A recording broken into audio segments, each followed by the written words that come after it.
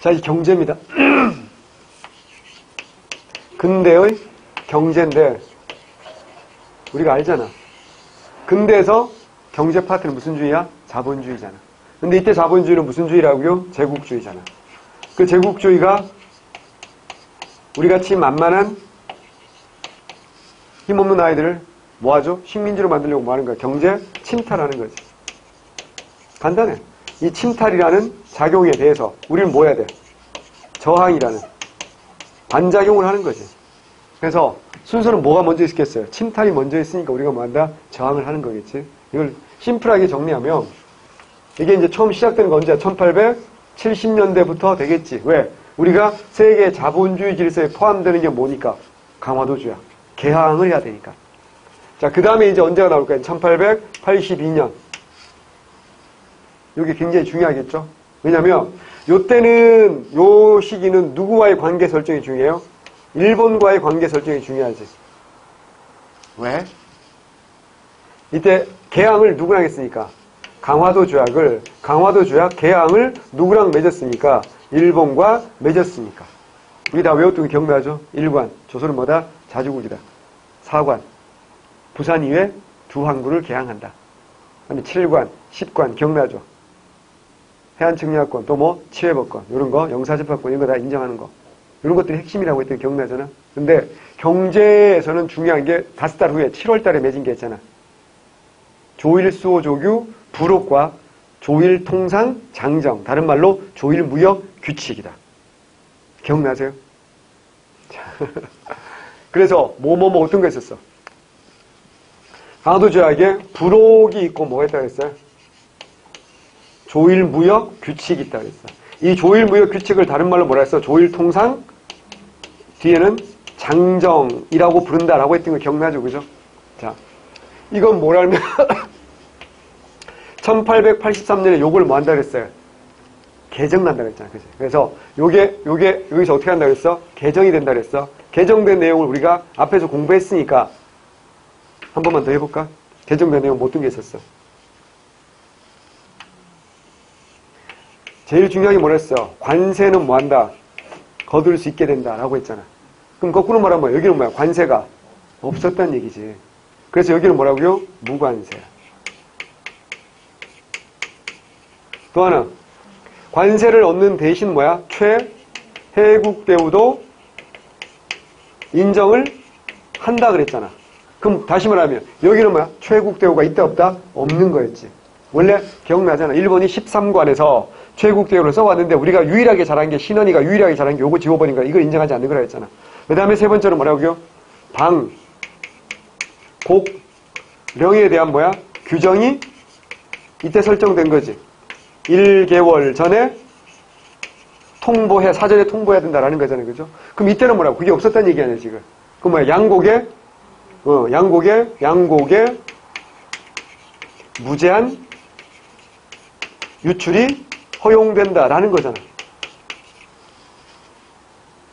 요걸 이제 앞에서 배웠으니까, 뭐 이것도 배웠지만, 이걸 두 개 어때요? 같이 보면 되고요. 그러면 부록이 뭐 있다고 했어요? 류, 지, 무역. 그래서 몇 리 이내? 10리 이내. 4km. 10리 이내였다는 거. 외우셔야 되고. 그 다음에 개항장에서 일본 화폐가 유통이 가능하다. 어디 안에서? 개항장 안에서. 이런 것들이 조일수호조규 부록에 나와 있는 내용입니다. 외우셔야 됩니다. 자, 그러면 이걸 통해서 우리 강화도조약에서 뭐야? 치외법권이 있다고 그랬으니까 무슨 무역을 할 수 있다고요? 약탈무역. 그리고 거류지무역.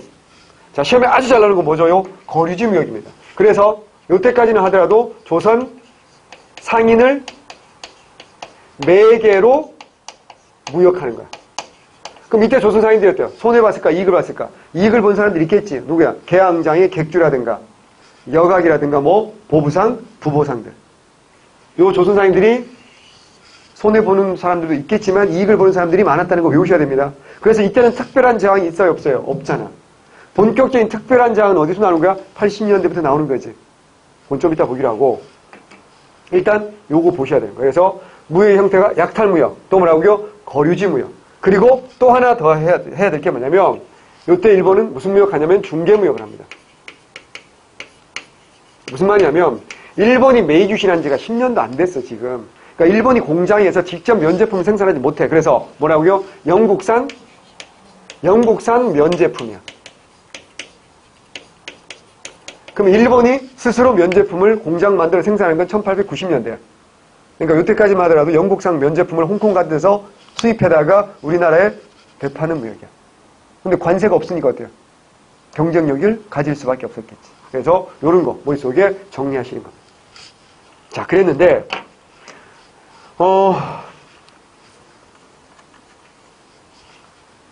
82년 뭐죠? 이모군란이잖아. 내가 왜 파란색 분필을 들었겠어? 눈치를 채야지. 이모군란을 계기로 어느 나라 목소리가 커져요? 청나라 목소리가 엄청나게 커진다라고 얘기했던 거 기억나야 됩니다. 반드시 외우셔야 돼. 그래서 이거 정치사 할 때 다 정리했잖아. 기억 안 나면 안 된다. 뭐 일단 정치, 외교에서 고문이 온다 그랬잖아. 누구야? 마젠장, 멜렌도르프. 군사는 뭐? 위안스카이.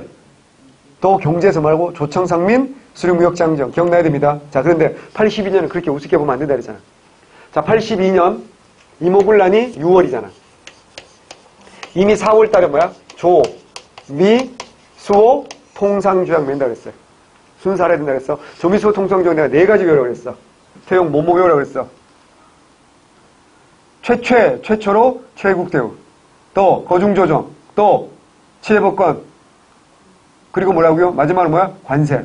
4가지 외우라고 했습니다. 외우셔야 되고요. 그 다음에 6월 달에 뭐라고요? 이모군란 딱 터졌고요. 이모군란 이후에 7월 달에 뭐 맺어?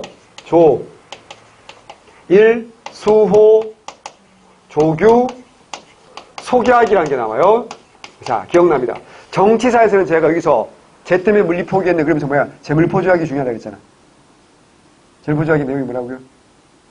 일본 공사관을 주둔하는, 일본 군대가 주둔하는 일본 공사관은. 그래서 기분 나쁘다 그랬죠? 쟤 때문에 물리 포기했는데 재물포 기분 나쁜 거 외우라고 그랬어요. 그런데 경제에서는 뭐야? 조일수호 조교 소교학이 중요합니다.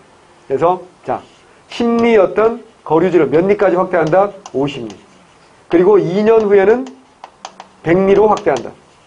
그리고 1년 후에는 어디를 개장한다? 양화진을 개장한다. 양화진까지 와서 일본 애들이 물건을 팔 수 있게 되는 겁니다. 그리고 8월 달에 맺은 게 뭐랬어? 조, 청, 상민, 수륙무역, 장정. 그래서 청나라 상인의 통상특권 기억나죠? 통상특권은 뭐라고? 내지 통상권 인정된다. 전문에서 조선은 청나라의 뭐다? 속박이다. 이미 규정하고 있는 거 외우셔야 됩니다. 요거 그냥 넘어가. 그러니까 문제가 뭐가 생긴다 그랬어? 일본과는 뭐라고요? 어디 갔어? 관세 없는 뭐야? 무관세인데. 드디어 뭐가 생긴 거야 이제? 미국과는 뭐가 생긴다고요? 관세라는 게 생기니까 어떻게 한다고 이제? 밸런스가 안 맞잖아. 언밸런스잖아. 그래서 그때 우리 측에서 계속 일본에게 뭐한다? 관세를 요구하게 되는 거고, 일본이 그냥 들어줄 놈들이 아니, 그래? 우리 일본이 관세 내줄 테니까 니네도 우리 일본한테 뭐야? 최국대우로 인정해다. 이겁니다. 그래서 이 흐름을 딱 잡으셔야 됩니다. 생각보다 중요하니까 정리하셔야 됩니다. 자, 그 다음에 이제 갑신정변 이래로 이제 청나라 목소리가 점점 커지는데, 자, 중요한 거 조청 수륙무역 장정 이래로 기억납니다. 지난번에도 한번 했습니다. A나라는 점점 어때요? 줄어들고요. B나라는 점점 어때요? 추격한다고 했죠.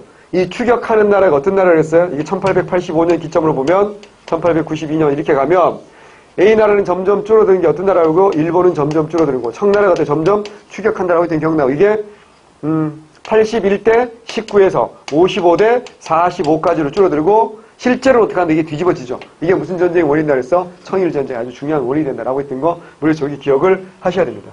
자, 그 다음에 이제 이렇게 쭉 가는 겁니다. 이렇게 쭉 가다가 이제 94년이죠. 정치적으로 뭐 했어? 청일 전쟁이야. 청일 전쟁에서 누가 승리했어? 일본이 승리했으니까 일본 목소리가 어때요? 당연히 커지는 것처럼 보이죠. 그러나 오래 가지 않죠. 96년에 뭐가 터져? 아관 파천이야. 그럼 이때부터 다시 누구 목소리가 커진다? 러시아의 목소리가 커지면서 세상에 공짜는 없다 그랬고 뭐 침탈이 본격화된다? 이권 침탈이 본격화된다. 이때는 어때? 정치사에서는 대충 넘어갔지만 여기서는 대충 넘어가 안 되는 거야. 이권 침탈의 핵심이 뭐랬어?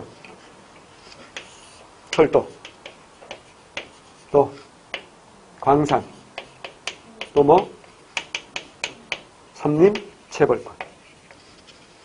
시험에 제일 잘 나오고 중요한 건 뭐라고요? 철도. 철도 이거 외워야 돼, 안 외워야 돼? 외워야 돼.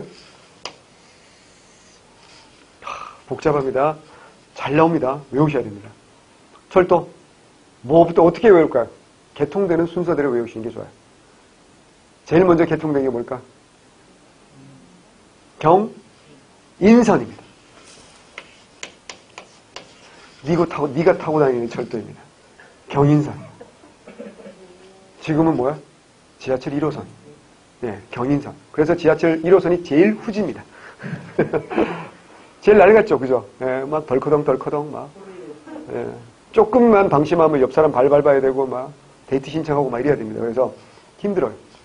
경인선. 여기에 개통된 게 언제야? 잘했어. 훌륭합니다. 1899년 9월 달입니다. 그래서 외우기는 되게 좋아요. 은하철도 999. 1899년 9월 달. 알아요? 소희는 은하철도 999? 알긴 알아요? 예. 와우. 주인공 이름 뭐예요? 철이. 그 여주는 이름 메텔. 또 추억이 새록새록. 기차가 어둠을 헤치고. 오빠랑 나랑 합창할 뻔했어. 다시. 경인선은요. 자, 외웁니다. 첫 번째, 초기 철도 보설권은 누가 얻어갑니까? 미국이 얻어갑니다. 그랬다가 이게 누구한테 넘어갑니까? 일본에게 넘어가는 겁니다. 미국에 누가 얻었을까요? 알렌이라는 놈이 얻어갑니다. 알렌이 기억나잖아요. 갑신정변 때 민영이가 온몸에 칼을 맞았을 때 이걸 잘 꿰매줘가지고 민씨의 사랑을 듬뿍 받게 되고 어의가 되고 실세가 된다고요. 그러면 고종과 민씨는 이때는 민씨가 죽었구나. 고종이 미국에게 의존하고 싶었던 거야. 왜? 일본이 자기 부인도 죽였잖아. 불안하잖아. 그럼 어때요? 일본의 힘이 너무 커지면 혹은 러시아 힘이 너무 커지면 식민지가 될 수도 있지. 그럼 어때요? 일본과 러시아 말고 누군가가 또 조선은 어때요? 관심을 가져줘야 되잖아. 그래서 어때요? 나도 나름 매력이 있어요. 막 이러면서. 미국이 처음에는 조선에 대해서 매력이 좀 있었어. 그래서 제너럴 혐오로 사건 벌이고 했잖아. 조미소 통상적 맺고 했잖아. 근데 막상 와보니까 어때요? 별로 매력적이지 않은 거야. 왜? 나이키를 팔아야 되는데 다들 맨발로 다녀. 예를 들자면 이런 거야. 그러니까 특별히 매력적인 시장이 아니라는 거지. 그런 거 있잖아. 100m 미인이라고 들어봤어? 100m 미인은 여기야 칭찬이야. 난 칭찬이라고 보는데. 넌 어느 정도, 너는 몇 미터 미인인가요?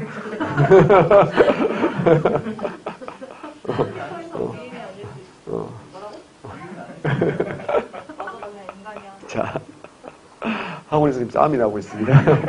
동참하고 싶으시면 현장으로 나오시면 됩니다. 그러니까 두 가지 의미가 다 있는 거지, 그지? 100m 밖에서도 미인으로 보이면 다행일 수도 있는 건데, 어쨌거나. 그러니까 고종은 어떻게 해야 돼? 우리가 매력적인 나라니까 관심 좀 가져줘라고 해야 될 거 아니야. 그래가지고 이런 이권을 주는 거야. 그 중에 하나가 뭐라고요? 광산 중에 정말 아까운 광산이 있죠. 뭐야? 운산. 운산이 미국인데 우리나라 최대의 광산입니다. 평안도에 있죠. 원래 평안도가 금이 많이 나기로 유명한 동네이기도 합니다. 이 운산 금광에서 1938년까지 미국이 금을 캐가거든요. 순이익, 비용 이거 다 빼고 매출이 아니고 순이익이 1,500만 달러였어요. 1,500만 달러면요 150억. 최소 150억이잖아요. 지금 한 180억 될 텐데 지금 180억도 적은 돈 아니지.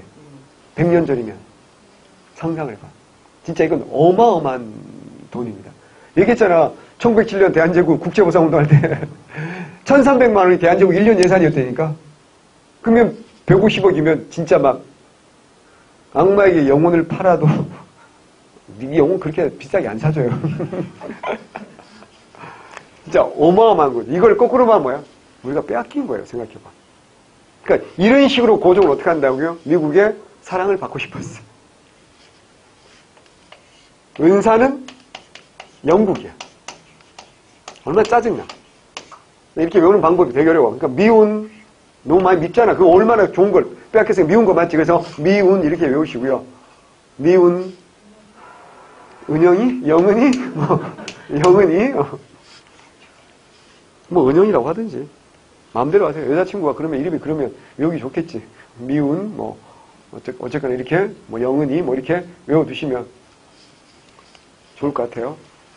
또 독일은 당연 금광책. 독일은 디디, 드드. 독일이잖아, 독일은 드드, 당연 금광책을 실험 말고 그렇게 외우는 거고. 두 번째가 뭐야? 1905년에 개통되었어요. 무슨 선? 경부선입니다. 경부선은 처음부터 뭐라고요? 일본. 1898년에 일본이 부설권을 얻어가지고 1904년 12월 27일 날 완공하고 1905년 1월 1일 날 개통을 합니다. 그래서 어떤 책은 1904년, 어떤 책은 1905년 나와 있어요. 개통 일자로 1905년 1월 1일이니까 1905년으로 보는 게 맞을 것 같고요. 1906년에 개통된 뭐였어요? 경의선도 있어요. 그 다음에 1914년 뭐야? 경원선. 뭐 호남선 이런 거 개통되는데 시험 문제 잘 나오는 건 뭘까요? 이겁니다. 경의선. 이게 제일 복잡해요. 처음에는 이게 누구한테 가냐? 프랑스한테 갑니다. 왜 프랑스한테 가냐? 프랑스한테 이걸 권리를 준 게 누구냐? 러시아야. 아간 파천기잖아. 러시아가 프랑스한테 도움을 받은 적이 있지. 언제? 삼국간섭 할 때. 그래서 미국이 어떻게 한다? 경인철도 부설권을 가져가잖아. 그래서 이제 러시아가 경의선 부설권은 프랑스한테 넘겨줍니다. 근데 조건이 있어요. 3년 안에 완공해야 돼. 근데 문제는 3년 안에 이걸 완공하지를 못한 거지. 그래서 박탈당하는 거야, 권리를. 그래서 우리나라 사람 박기종이라는 사람이 있어. 외우지 마. 박기종. 이름부터 기차 종결자 박기종. 이 사람이 철도해설을 만드는 거야. 그래가지고 부설을 시도했으나 또 실패합니다. 그래서 국내부 산하의 서북철도국에서 1902년에 부설을 시도했으나 또 실패합니다. 그래서 마지막으로 1903년 누구한테 넘어갑니까? 이게 일본에게 권리가 넘어가야 됩니다. 그래서 최종적으로 또 누굽니까? 일본입니다. 그래서 이렇게 복잡한 과정 거치는 건 뭐라고요? 경의선입니다. 외우셔야 됩니다. 경의선이 또 시험 나오는 이유는 뭐냐면 이거 봐봐. 초기 프랑스라는 거 아셔야 되고요. 초기 미국인 건 뭐라고요? 경인선. 초기 프랑스는 뭐라고요? 경의선. 외우셔야 돼. 또 하나 이게 시험 왜 나올까? 현대사에서 시험에 나오거든. 현대사에서. 경인선이 현대사에서 나올 일이 없지. 서울에서 인천이니까 계속 다니잖아. 경부선 다니면 되잖아. 문제가 안 되잖아. 경의선은 어때요? 못 가잖아 지금.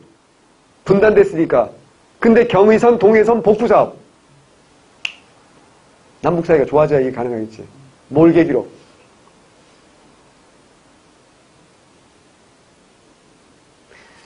(2000년에) 6.15 선언. 제1차 남북 정상회담. 6.15 선언 계기로 경의선, 동해선 복구사업. 외우셔야 됩니다.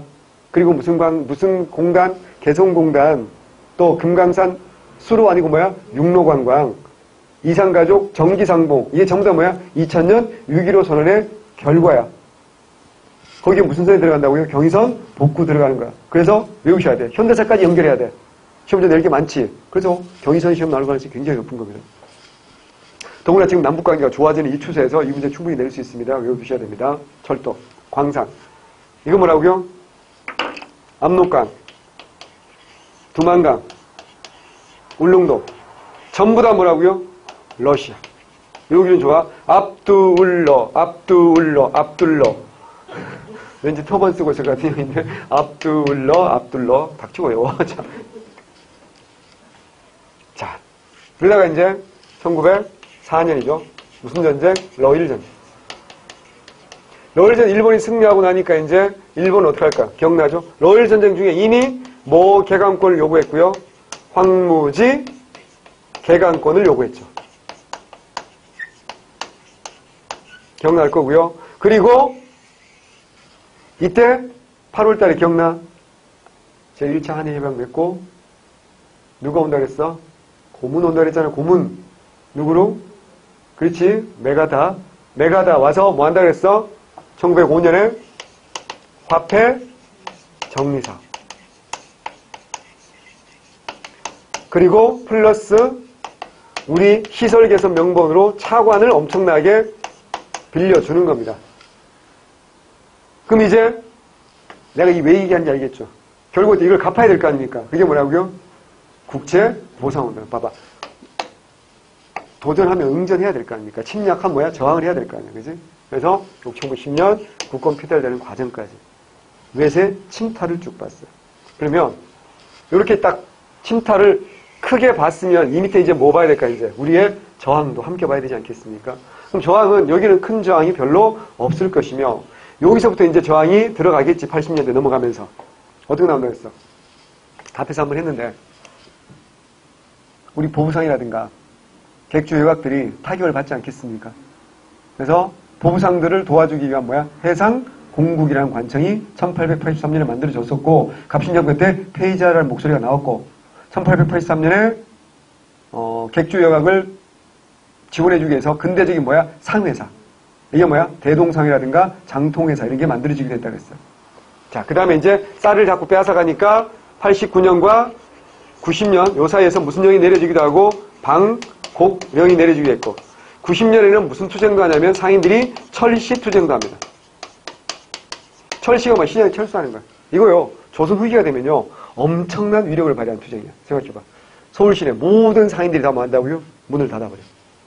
마치 뭐랑 똑같은 줄 아세요? 지금 여러분 동네 모든 가게가 다 문을 닫는 거야. 식당이고 편의점이고 마트고 다 문 닫는다고 생각해봐. 어떻게 될까? 생활이 어때요? 굉장히 불편하지 않겠습니까? 엄청난 정부에 대한 압력을 자행할 수 있겠죠. 문제는 뭔지 알아? 이때는 안 돼 그게. 왜? 외국 상인들이 와 있잖아. 그럼 일본 상인이 뭐라 그래? 아리가또 고자이마스 이러면서 지네 물건 팔지 않을까요? 그래서 특별한 효과는 별로 없어요. 자, 그 다음에 이제 여기죠. 이거에 대해서 저항을 할 때 무슨 협회 나올까? 당연히 뭐야? 독립협회. 독립협회 뭐 할까? 이권 수호운동 하지 않겠습니까? 그리고 독립협회만 하는 게 아니죠. 1898년에 뭐가 만들어져? 황국 중앙총상. 최근에 요 한국중앙총상에도 시험제 나왔습니다. 굉장히 중요합니다. 그리고 보부상은 무슨 협회? 황국협회. 기억나죠? 그죠? 이런 것도 머릿속에 외우셔야 될 중요한 내용이고요. 그 다음에 이제 여기에 대한 저항으로, 이 기억나죠? 여기에 대한 저항으로 뭐야? 보안회라든가 농광회사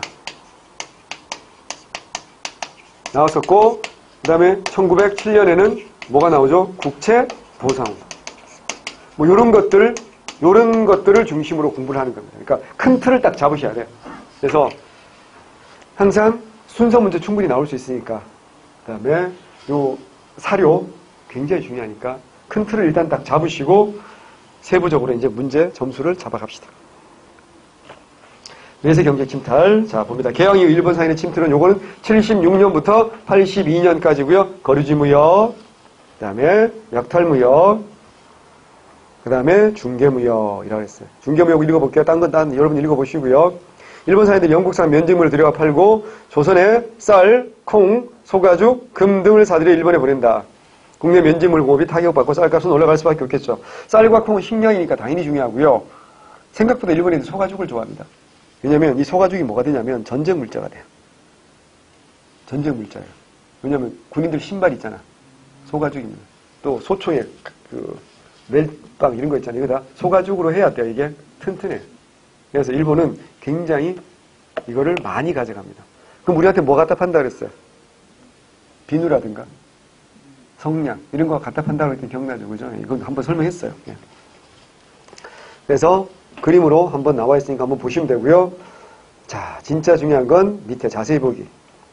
뭐 별로 자세하지도 않고 우리가 판서에서 다 정리한 거네, 그죠? 예. 그러니까 그 정도 받으시고 왼쪽에 관세 자주권 회복에 대한 조선 정부의 노력 읽어볼게요. 1870년 2월 강화도 지역 체결 후 7월에 조일 무역 규칙이 체결되어 이게 다른 말로 조일 통상 장정이잖아. 수출이 상표되 뭐야? 무관세 원칙이 확정되면서 조선의 관세 자주권만 상실하고 말았다. 이후 조선은 미국, 영국 주요 강대국과 외교 관계를 맺으면서 확대하면 다름의 경제 정치에 근대 경제에 대한 지식과 외교 역량을 축소했지만 관세 자주권 정당 외교 조건을 내부했다는 문제 심화됐다. 결국 정부는 81년 부산 두모포에 관세청을 설치해서 관세를 고소했으나 일본의 관계가 만들어 무산되기도 했다. 이런 것도 한번 읽어보시면 좋고요. 조일 소격, 다음 82년 조약 순서 충분히 설명드렸으니까 됐어요. 다음 페이지. 청과 일본 사이의 경제 침탈. 요거는 이제 언제일까요? 82년부터 한 94년 정도까지라고 볼 수 있겠어요. 82년부터 94년, 그죠? 자, 조청상민 수중무역 장정 충분히 설명드렸고요. 조일 통상 장정 개정 충분히 말씀드렸고요. 조영수호 통상조약, 청일전쟁 읽어보시면 됩니다. 그 다음에 본격적으로 시험 나오는 건 아간파천인데, 자, 요거 외우셔야 됩니다. 러시아 경원, 종성, 경성, 광산, 채굴권, 압두울, 압록강, 두만강, 울릉도, 산림, 채벌권 외우셔야 됩니다. 자, 미국은요, 경인선 외웁니다. 일본에 양도하고 99년에 완공됩니다. 그래서 99년 9월 18일 완공되는데, 이제 개통식 할 때 미국 국기와 일본 국기가 함께 개양되죠. 자, 갑산, 광산과 운산 외웁니다. 운산, 금광, 채굴권 너무 중요하고요. 그 다음에 전등, 전화, 전차. 자, 전등, 전화, 전차. 여기 좋네. 전등, 전화, 전차, 전부 다 뭐라고요? 미국입니다. 전등을 최초로 발명한 사람 누구죠? 우리 에디슨 형님 아니야, 그지? 그래가지고 우리가 1883년이 기억나죠? 1882년 4월달에 미국과 조미소 통상조약을 맺고 1883년에 미국의 공사 푸트가 온다고 했잖아. 그 부임에 대한 보답으로 보빙 사절단 1883년 미국 갔다 그랬잖아. 이때 이제 에디슨 전기회사 이런데 제너럴 일렉트릭 이런데 갔다 온 거지. 이러면서 이제 우리도 이제 전등이 필요하다. 이래가지고 뭐 여러 가지 썰이 있긴 한데 그 중에 하나가 1887년에 경복궁안에 전등을 최초로 가설했다는 썰이 있고 1898년에 한성전기회사가 만들어집니다. 그래가지고 1899년에 전기의 힘으로 가는 전차가 1899년에 최초로 5월 17일 날 개통됩니다. 그건 어디 나오냐면 문화사에 또 나옵니다. 이게 전부 다 누구와 관련됐다는 걸 외워두세요. 미국입니다. 그 다음에 일본 봅니다. 경인철도부설권 오타입니다. 1898년입니다. 1898년에 경인철도부설권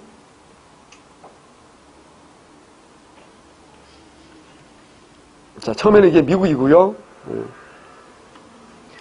99년에 완공했고요. 경부선은 1898년 시작해서 1904년 완공합니다. 개통은 1905년. 그 다음에 직산 금광 채굴권도 있고 경의선, 경원선 다 미국입니다. 다 일본입니다. 철도는 다. 프랑스는 경의철도. 이건 뭐야? 초기 경의철도 부속권입니다. 여기서 끝나면 안 돼요.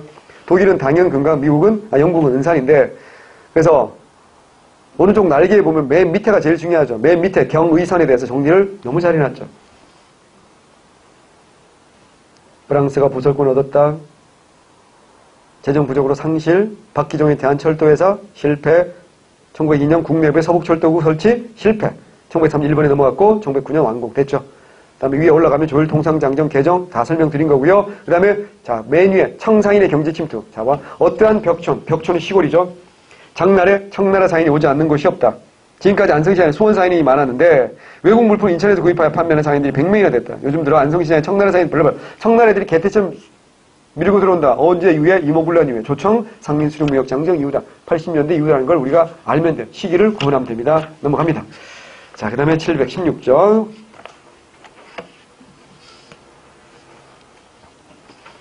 일본의 경제학달. 요거 중요하죠. 자, 토지학달 봅니다. 토지학달 개항 직후 1883년 조율통상장정의 개정에 따라 내륙 진출이 가능해졌고요. 그렇게 되자 조선 농민을 대상으로 고리대금업들을 통해 토지를 차압하는 형식으로 약탈합니다. 처음에는 돈 빌려주고 이자를 안 갚으면 빼앗아가는 거죠. 청일전쟁 이후에는 일본 대자본가들이 전주, 군산, 나주 등 호남의 곡창지대 대규모 농장. 그죠? 청일전쟁에서 만약 일본이 졌으면 진출해봐야 의미가 없잖아요. 그죠? 그래서 개떼처럼 옵니다. 러일전쟁 이후는요. 철도부설, 군용지 확보를 목적으로 토지를 약탈하. 특히 러일전쟁 당시 국가 소유토의 30% 황무지 계약을 위해서 조선정부 양도를 요구하자 보안회가 격렬히 반대해서 실패하게 됐다. 말씀드렸고요. 자, 을사제약 이후에 잘 봅니다. 토지가옥 증명규칙 외웁니다. 국유지 미개간지 이용법. 토지가옥 증명규칙은요. 일본인이 우리나라에서 토지 소유를 가질 수 있도록 법적으로 이제 조치한 거고요. 국유지 미개간지 이용법은 대한제국의 국유지를 약탈하게 만들고 왼쪽에 다 정리해놨어요. 제가 어려운 말이어서. 토지가옥 증명규칙 1906년 이거 외우셔야 됩니다. 그리고 1908년 드디어 뭘 만드는 거야 이제 동척, 동양 척시주식회사 통해서 약탈한 토지를 조선 농민에게 높은 소정이라고 하고 수작을 줍니다. 또한 일본 농민에게 매매 또는 양도를 통해 한국으로 이주를 장려합니다. 제가 지난번에 한번 했는데 뭐 할 때 했더라? 척식은 뭘 했어? 개척해서 뭐 한다? 이식한다.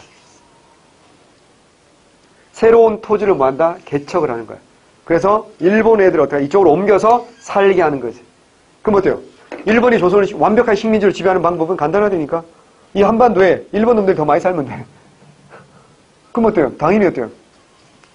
오랫동안 지배할 수 있지 않겠습니까? 그 얘기라면. 그러기 위해서 만든 게 뭐야? 동척이야. 1908년 외우셔야 됩니다. 동척이 만들 때는 총독부가 아니라 뭐라고요? 통감부입니다. 외우셔야 됩니다. 재정지배, 차관 제공. 일본은 청일전쟁 이후에 내정 간섭과 이권 획득 목적으로 대규모의 차관 제공을 강요하여 그에 대한 담보로 해관 운영권을 장악하고 차관 제공의 독점권을 획득했고, 재정자, 국고를 편히 따라 이용했고, 징세기구 개편하고 황실 재정을 해체, 각종 조세를 불려서 신삼세라 그래가지고 세금을 막 걷어요. 새로운 세원을 찾아 수입을 크게 늘려나갑니다. 자, 이런 상황에서 제일 중요한 게 뭐라고요? 화폐 정리사업 실시. 자, 재정고문 누구야? 메가타. 1905년 1월 화폐 조례를 공포하고 실시합니다. 목적, 일본 제1은행 다다이치 은행입니다. 오해하면 안 돼. 여러분 동네에 있는 제1은행이 SC 제1은행이 아니야. 거기도 돌 던지고 이러면 안 된다고. 일본 다다이치 은행이라고. 은행권을 본위 화폐로 통합니다. 자, 중요하죠. 금본위. 지난번에 한번 했습니다. 그죠? 은본위 아니라 뭐라고요? 금본위. 가보기획할 때 한번 했잖아요. 기억날 겁니다. 일본의 금융이 한국을 지배합니다. 한국 경제를 일본에 예속하는 거죠. 구 백동화 남발에 따른 물가 상승이 화폐 개혁의 한 배경이 되었다. 요거 이미 기출문제 선지이기 때문에 반드시 외워두셔야 됩니다. 자, 그럼 근대 화폐 제가 몇 가지만 정리해 드릴게요. 제일 먼저 순서대로, 이거 순서대로 한번 물어본 적 있어? 당백전 있죠?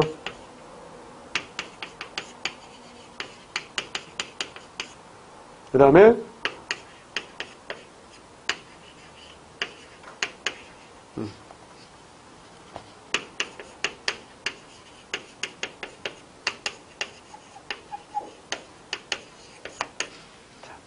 당백전은 언제 나왔어?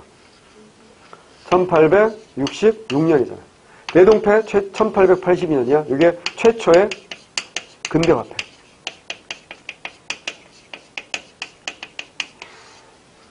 이건 뭐 오래 쓰이진 않았어요. 대동 1전, 대동 2전, 대동 3전 뭐 이렇게 나왔는데 청나라 마제은을 가지고 이제 만든 겁니다. 마제은이 뭐냐면 우리 금이 많은 사람들은 어떻게 보관해요? 금괴 형태로 보관하지 않아요? 뭐 금이 있어봐야 알지. 근데 명나라, 청나라는 은본위 화폐지인데 은을 말발굽 형태로 이렇게 만들어가지고 보관하거든요. 이걸 가지고 만들었다 해서 마제은이라고 하는데 대동패라는 게 있었지만 오래 쓰이진 않습니다. 순서 정도 알아두셔야 되고요. 당호전은 기억나요? 1883년에 뭐? 전환국이 만들어진다고 그랬잖아.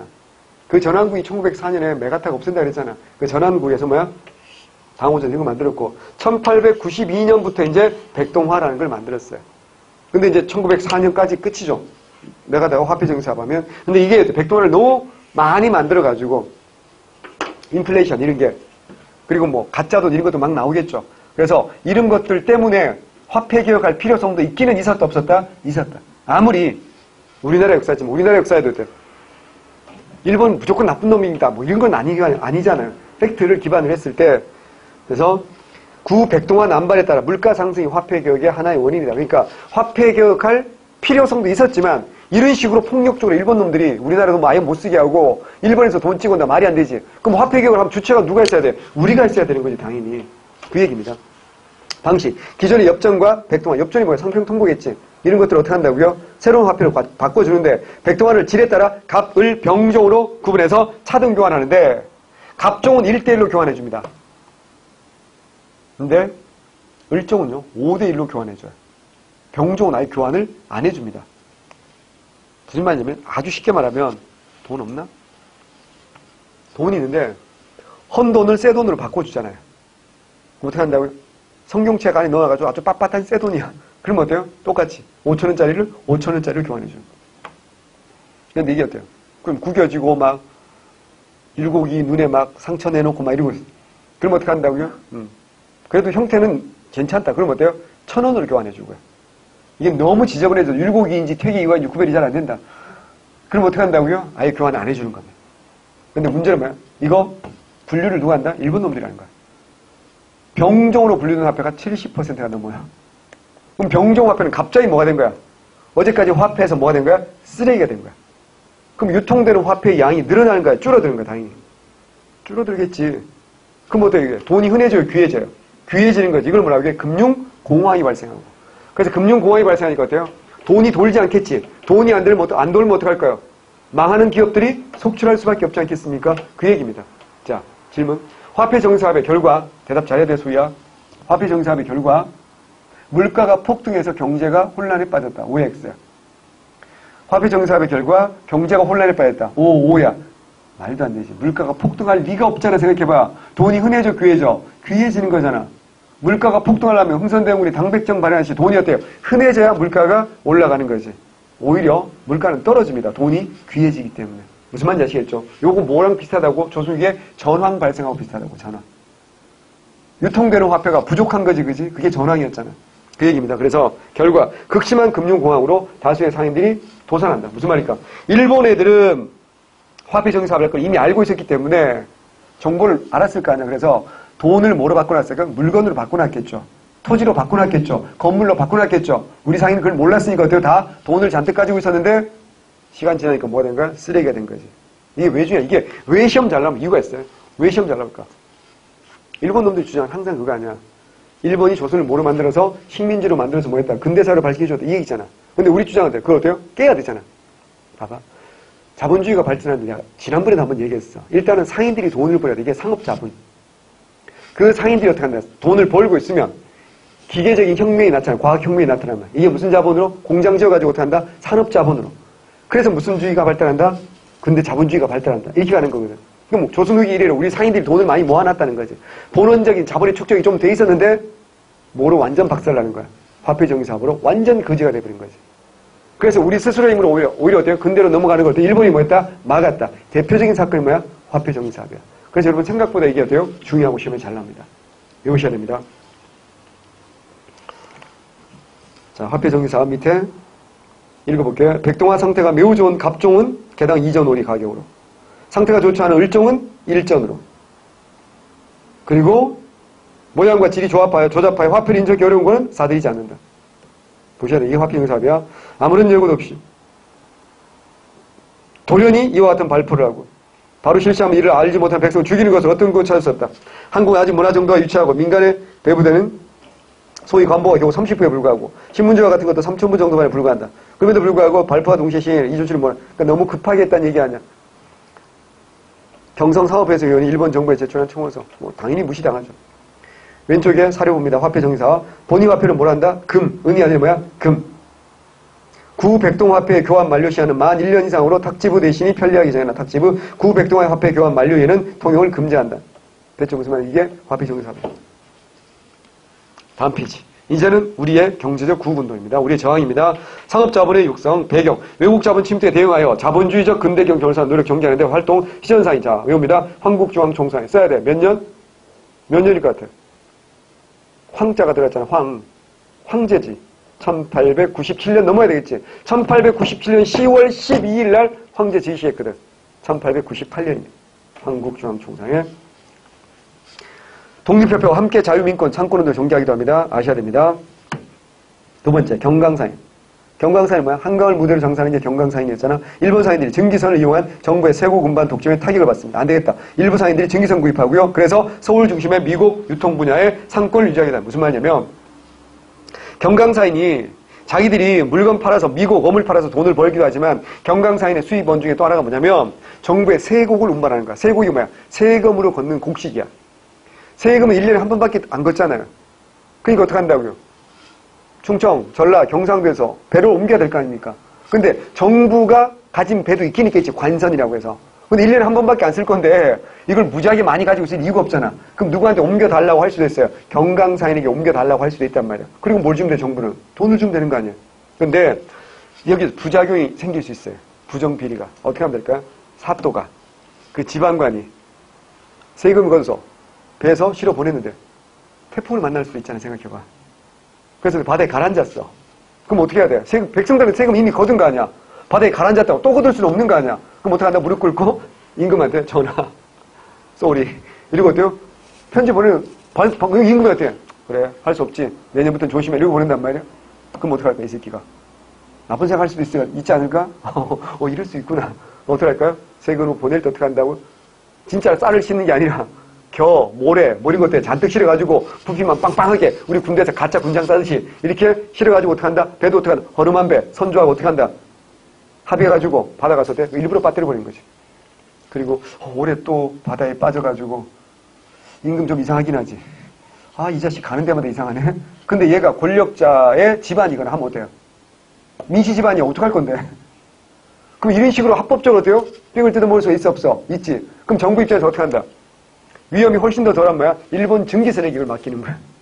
일본 증기선 어때? 훨씬 더 크고 빠르잖아. 그러니까 이럴 위험이 훨씬 더 줄어들지 않겠습니까? 그래서 안 되겠다. 경강사인이 어때? 위기의식을 일으킨 거지. 그래서 경강사인들도 뭐 한다고요? 증기선을 도입한다. 이런 뜻입니다. 그러니까 선박 건조 분야까지 진출했다. 그게 누구라고요? 경강사인이고요. 이제는 증기선까지 도입합니다. 세상에 참 무서운 인간들 많아요. 예나 지금이나. 개성상인은요, 활동 영역을 수출입, 유통으로 확대했고요. 서울 이북 지방까지 상권을 유지했고요. 송상이잖아요. 개성상인 송상. 자본 축적에 따라 성공한 일부 객주는 정부의 보호 아래 상회사 외웁니다. 외국 자본주의 침략과 국내 상업자본의 성장, 개화파에 의한 회사제도의 소개 등으로 외국 회사들이 국내 진출에 자격받아서 1880년대부터 상회사. 자, 외워야 돼. 대동상회. 왜 대동상회일까? 평양 흐르는 강이 무슨 강이야? 대동강 아니야? 대동상회. 장통회사 또는 장통상회라고 합니다. 서울에 장통교라는 다리가 있거든. 그래서 장통회사라고 합니다. 처음에는 동업자 성격에서 근대적 주식회사로 나중에 발전합니다. 자, 반공령. 반공의 의미, 일본 상인의 농촌시장 침투 및 지나친 곡물 반출 기저 목적, 배경, 일본으로 곡물 유출 증가하고 국내으로 곡물 가격 폭등, 민심 불만. 그래서 함경도, 황해도 외웁니다. 함경도, 황해도에서 지방관리를 반공령 시행합니다. 일본은 조일 통상장정의 규정을 어겼다는 구실로 철회 요구했고 일본 상인이 피해보자 요구합니다. 우리는 철회하고 배상금 물어주고 말았다는 거지. 이때 사료로 나오는 사람이 반공령 할 때 사료로 나오는 사람이 조병식이야. 조병갑이 아니고 조병갑은 병적으로 갑질하는 사람이고 조병식은 병적으로 씩씩한 사람이지. 아니야. 실은 말고 조병식은 되게 보수적인 사람이야. 기억 안 나? 독립협회에게 익명서 사건 보냈던 그 인간이 조병식이야. 어디서 본 놈이지, 그지? 그 놈인가 하면 그 놈이야. 그런 말 있잖아. 난가 하면 나다, 뭐 이런 말 있죠. 상권 수호운동. 배경 조청상미 수륙무역장 체결 이후에 외국상인들의 내륙 통상권 허용, 조상인들 상권 침탈, 서울상인들이 철시 투쟁 얘기했잖아. 신현상인들은 황국중앙총상회 외워야 됩니다. 1898년 외국인들의 불법적인 내륙 상의 금지를 요구하며 저항합니다. 독립협회 민권운동 적극 지원합니다. 반공령 읽어보시고요. 오른쪽에 상회사 읽어보셔야 됩니다. 자, 황국중앙총상회 중요하니까 첫째, 외국 상인의 상인을 일정 지역 내에 제한하고 일본 상인, 청상인 등 외국 상인들로부터 보호하는 한국 시전 상인들의 국내 시장 영역을 설정하는 것. 농상 공부의 허가 인지를 황국중앙총상회 위탁관리하여 무명잡수 일제 회포해라. 각 항구의 물가의 고절을 관찰해 조절해라. 대소상인을 자본금에 따라 모두 의무적으로 입회하게 해서 전국 사업을 통과하는 일종의 상인협회. 이걸 만들자. 이게 황국중앙총상회가 하려고 했던 내용들입니다. 읽어보셔야 되고요. 자, 독립협회 나옵니다. 앞에서 거의 다 했지만 아간파천 이후에 러시아가 일본의 선례에 따라 석탄고 설치를 해서 저룡도, 기억나죠? 저룡도 조치하고를 저지했다. 그 다음에 대한제국의 재정자금의 예치와 화폐 발행 등 각종 이권 혜택을 목적으로 한너은행도 만들었는데 폐쇄시켰고요. 각종 도서 매수 저지, 군사기지를 제외 목포, 중남포. 중남포는 평양 앞에 있는 남포라고 그랬어요. 진남포라고 합니다. 진남포. 진남포 북은 심리 안에 도서를 매수하는 러시아 기도를 다 저지합니다. 그러니까 한반도 안에 군사기지를 만들려고 다 어떻게 저지했다는 뜻이고요. 기타. 독립협회는 프랑스의 광산채굴권 요구와 독일의 금광채굴권 요구도 저지시켰어요. 그러나 뭐라 그랬어요? 일본이라든가 미국 이런 나라의 요구를 저지한 적은 없다 그랬잖아요. 그죠? 한계점이라고 했어. 한너은행 폐쇄 읽어보시고요. 황무지 개항권 반대운동 배경. 러일 전쟁 당시에 우리 정부가 소유한 막대한 면적 황무지 개항권 일본이 농기쪽 강요했고 반대합니다. 내용 실업인과 관리 농광회사 그 다음에 보안회와 농광회사 충분히 앞에서 나왔으니까 읽어보시면 됩니다. 밑에 사료 나와 있고요. 왼쪽에 보안회 나와 있으니까 꼭 읽어보세요. 마지막으로 국채보상운동입니다. 배경 일제 무슨부? 통감부. 장담하죠. 오답으로 만들 때 뭐라고 만들어요? 총독부. 아직은 총독부 아닙니다. 막대한 자금을 대한제국 정부로 하여금 일부 금액이 1,300만 원에 이르자 국민 모금으로 정부가 진 빚을 갚아서 경제자립과 국권 소원을 이용하는 국채보상이 일어납니다. 내용 대구야. 대구. 평양 아니고 뭐야? 대구입니다. 국채보상 기성회를 중심으로 각종 계몽단체와 대한매일신보, 황성신문, 제국신문, 만세보 등 언론기관의 모금에 참여합니다. 민중의 참여, 상공인과 지식인들로부터 시작되어 전국민으로 확산됩니다. 이에 따라 많은 사람이 담배를 끊고 금연, 금주, 그 다음에 비녀, 가락지, 여자들도 많이 참여합니다. 일제 탄압, 일제가 대일 운동으로 간주하여 매국단체 일진회를 이용하여 방해하고 양기탁을 횡령 혐의로 구속합니다. 네가 성금을 모아서 술 먹었지 뭐 이래가지고 횡령 혐의로 구속까지 하죠. 하지만 나중에 바로 2달 후에 풀어줍니다. 무혐의로요. 일부 세력의 불참, 상층림, 명문가, 부호 등의 참여는 거의 없었고요. 열기는 오래가지 못했고 여기에 기생들이 굉장히 많이 참여합니다. 그래서 우리나라 여성학계에서는 여성운동의 시작으로 보는 게 바로 이 국제보상운동입니다. 일제 양기탁 기소 읽어보셔야 됩니다. 피고 양기탁은 대한메디신보사에 재직하여 동사사자 영국의 베델과 협의한 후에 국제보상기원관을 이름하여 선금을 모집하여 따로 베델과 기타의 사람과 협의하여 설립한 자금을 일꾼 후 그 회계사항을 담보했다. 대한메디신보사 1908년 4월 30일 모집한 금액이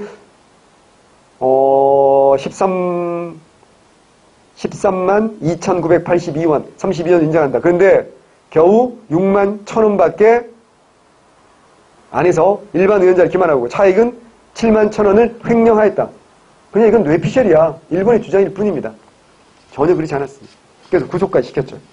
국제보상운동 취지서 꼭 읽어보셔야 됩니다. 그 다음에 오른쪽에 국제보상운동 또 정리해놨으니까 한 번만 꼭 좀 읽어보시기 바라고요. 자, 그 다음에 이제 마지막으로 진짜 마지막에는 근대적 민족 자본을 위한 노력. 그래서 정부의 성공업 육성, 산업자본의 성장, 그 다음에 금융자본의 성장 나오는데요. 자, 정부의 상공업 육성은요, 앞에서 거의 다 했기 때문에 특별히 어려운 게 아니고요. 산업자본의 성장 봅시다. 배경, 기계를 위한 대량 생산 가능해지면서 생산과 판매를 동시 제공하는 방식이 나오는데, 자, 유기공장. 노크리시잖아. 개항 이전부터 물주제 형태로 운영되던 유기산업은 점차 제작 공장이 분업화되어져서 이승우는 정주의 유기제조공장, 이승훈이 정주의 유기제조공장도 알면 좋지만 이승우는 정주에 뭘 만들었다고요? 오산학교. 이게 더 중요합니다. 서울에서 유기공업, 그 다음에 야철공업, 조선 유기상에도 만들어집니다. 면직물건도 만들어집니다. 중요하지 않겠죠? 중요한 건 밑에 금융자본입니다. 이게 더 중요합니다. 요거 외우셔야 됩니다. 개항 이후 금융기관 상인 침투. 어느 나라가 주로 침투했다고 금융은? 이거 러시아로 오답 잘 냅니다. 누굽니까? 일본입니다. 개항 이후 러시아가 아니고 뭐라고요? 일본입니다. 오답은 러시아로 낼 겁니다. 일본은 이미 1878년에 부산에 은행 지점, 다다이치 은행 지점을 설치합니다. 그리고 80년에 원산, 80년에 인천, 그 다음에 서울 계속 만들어요. 은행이라는 게 있고 없고는 상인 입장에서 굉장히 중요합니다. 이거 분명히 어때요? 지금 사놓으면 돈이 될 것 같아. 근데 어때? 자본이 없잖아. 은행에서 빌려주면 어때요? 돈을 버는 거고.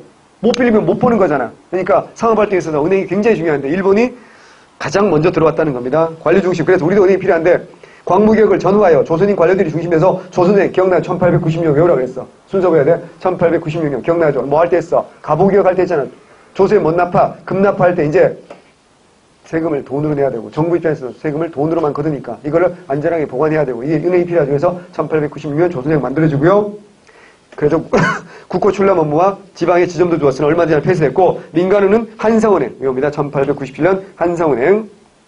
그 다음에 대한천인은행 1899년입니다. 하지만 이런 민간이 있었지만 은행은 자금 부족과 운용 방식의 미숙, 일본 방해 공작, 특히 화폐 정리 사업으로 거의 몰락하거나 자주성이 변질돼. 자주성이 변질됐다는 게 뭔 소리야? 주주가 일본 놈들이 됐다 이런 뜻입니다. 좌절, 문호개방 이후 경제 침탈 저지와 근대 자본주의 체제 건설을 위한 전개된 경제 후운동은 일제 압력과 침탈 때문에 좌절됐다. 한성은행 광고 읽어보시고요. 조선은행은 중요하니까 봐주셔야 됩니다. 조선은행, 한성은행. 96년 조선은행, 97년 한성은행. 순서 정도는 꼭 외워두셔야 됩니다. 오늘 여기까지 하고요. 다음 시간 이제 사회 문화에서 확실히 끝내고 독립운동사 빨리 가도록 하겠습니다. 수고했습니다.